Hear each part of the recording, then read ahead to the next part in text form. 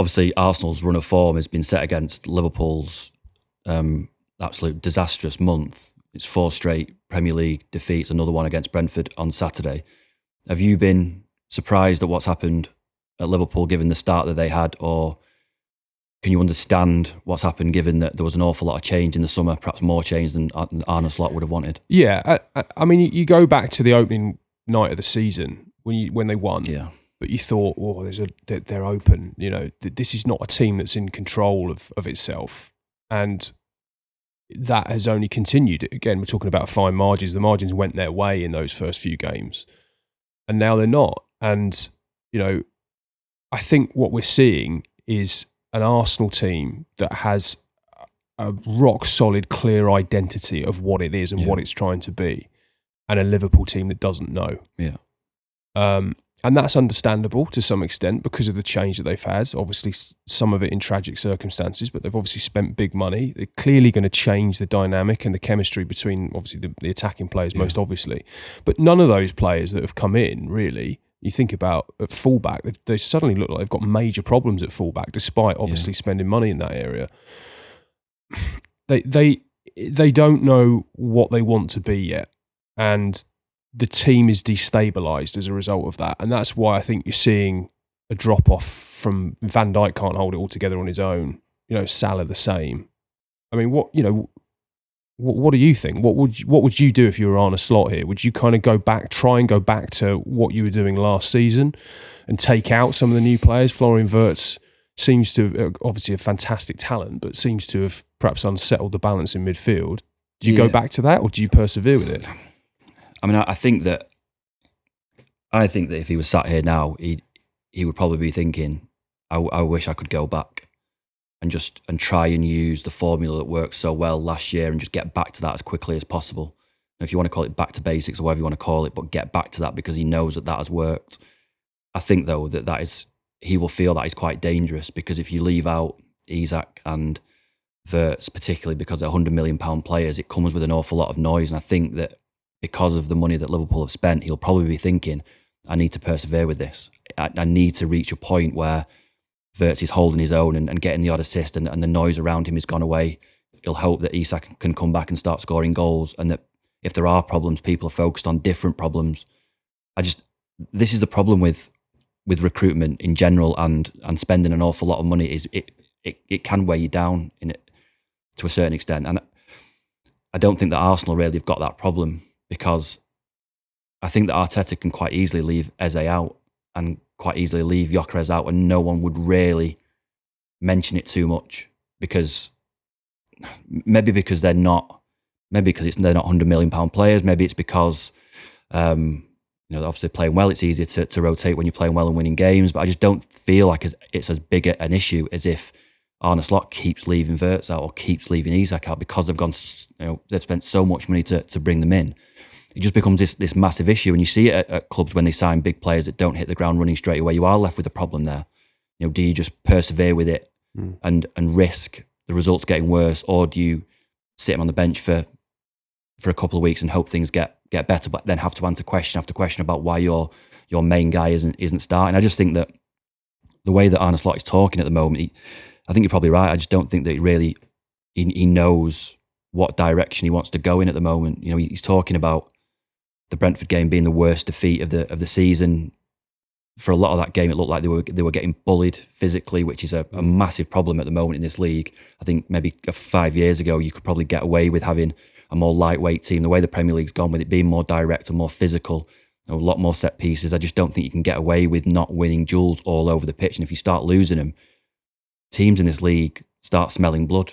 Brentford did exactly the same to Man United that they did to Liverpool. They just looked like they bullied them all over the place. And teams that are coming up against Liverpool in the next few weeks will look at that game and think, well, we can do something similar. If we've got the players to do it, we can do something similar. And I do think it's very easy for me to sit here and say in hindsight, because they're not playing well. I did think it was strange that they didn't sign or use some of the money to sign a more established number 6, because I don't think you can rely on Gravenberch to, as good as he's been, and I don't think he's the main problem in that team, but an established as a Zubamendi type. I know Well, they they went tried. for I know they Zubamendi. tried. But Yeah. if you're going to go for Zubamendi, this is what I can never understand about clubs and recruitment.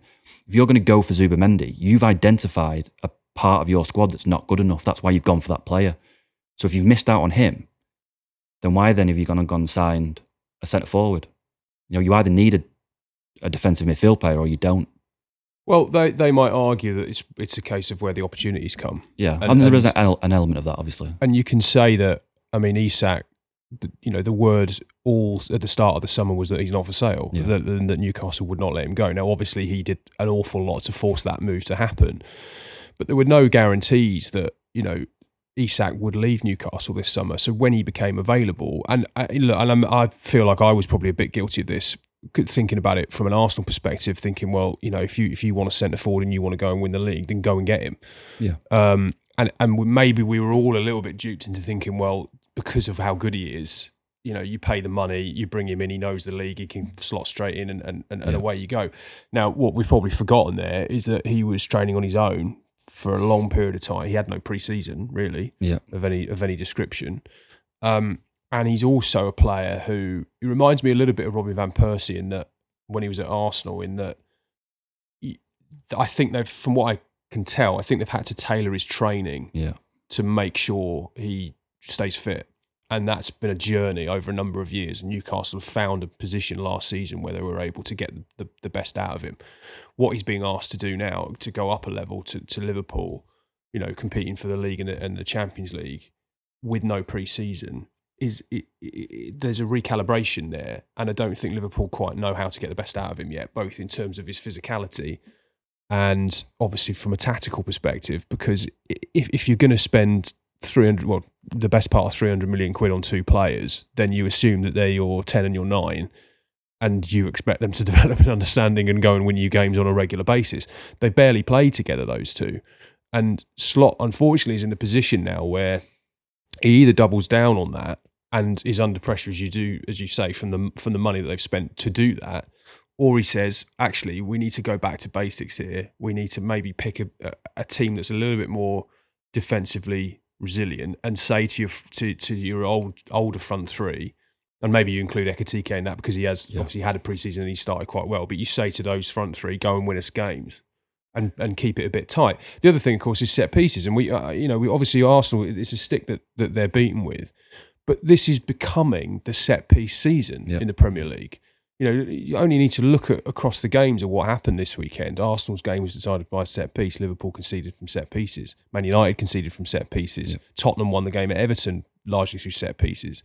Villa, their goal against City came from a set piece.